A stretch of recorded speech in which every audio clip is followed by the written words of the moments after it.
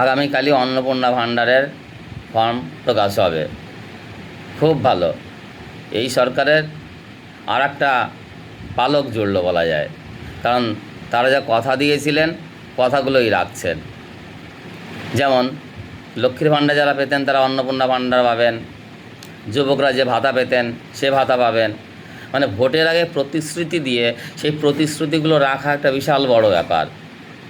যেমন যারা চাকরি করেন তাদের জন্য সপ্তম পে কমিশন বসাবেন ৪৫ দিনের মধ্যে বলেছিলেন। সপ্তম পে কমিশন বসে গেছে, তার এফেক্ট যদি ৪৫ দিনের মধ্যে পাওয়া যায় মানে বিরাট ব্যাপার। আসলে ভোটের আগে যে প্রতিশ্রুতিগুলো দেওয়া হয় সেগুলো যদি রাখতে পারা যায় তাহলে মানুষের বিশ্বাস আরও বেশি করে অর্জন করা যায় পরবর্তী ভোট বা অন্যান্য সময়।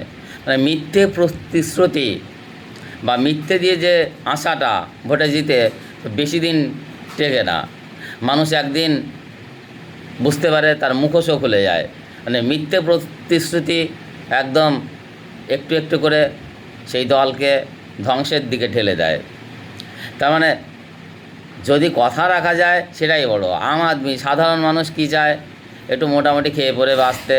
সরকার যা বলছে সেগুলো রাখবে এবং মোটামুটি পথে ঘাটের নিরাপত্তা, পথে ঘাটে চলাফেরা, দুবেলার দুমুঠো অন্ন।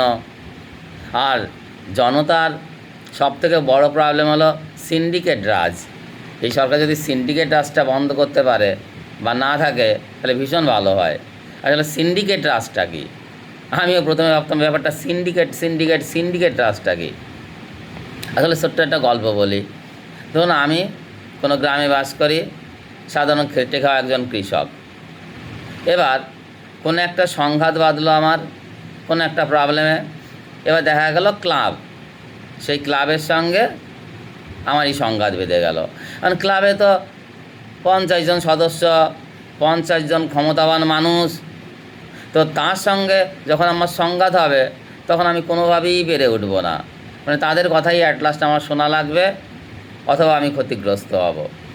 ঠিক সিন্ডিকেটাস তেমন একটা ছিল যে ক্ষমতাবান নেতামন্ত্রী, প্রশাসন বা যারা মাসেল পাওয়ার নিয়ে ঘোরে তাদের একটা সুষ্ঠু সমন্বয় এবং তারা মিলেই একটা ক্লাব।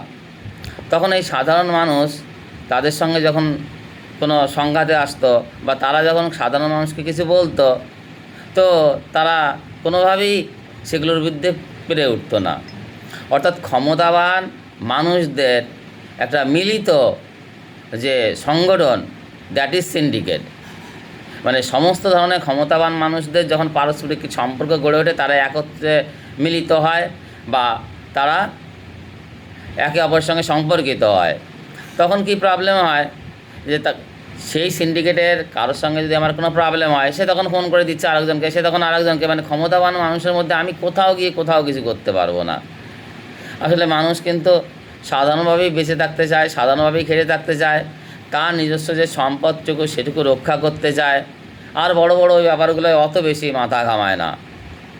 তো এক্ষেত্রে যদি সেইটুকু নিরাপত্তা দেওয়া যায়, মানে তার সম্পদের নিরাপত্তা, তার জন্যে ভাবা এবং প্রতিশ্রুতি, আর খাদ্য, শিক্ষা, স্বাস্থ্য এগুলো মোটামুটি, ওষুধের দাম একটু কম থাক, তাহলেই মানুষ ভীষণ খুশি হয়। তো আমার মনে হচ্ছে যে এই সরকার সেদিকে দৃষ্টি দিচ্ছে এবং আমি বারে বারে বলছি, মানে কোনো রকম প্রশংসা বা কিছু না, এই মাত্র ২০-২৫ দিনে যে পদক্ষেপ গ্রহণ করেছেন ভীষণ সদর্থক।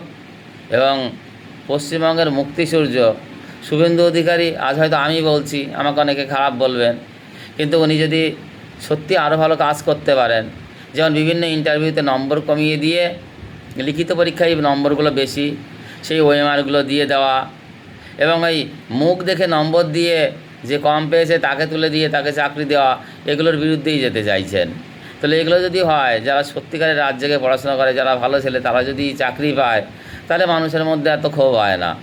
আর কোয়ালিটিকে তো তুলতেই হবে, যে সত্যি দক্ষ তাকে তো তুলতেই হবে, তাহলেই কিন্তু দেশের উন্নয়ন।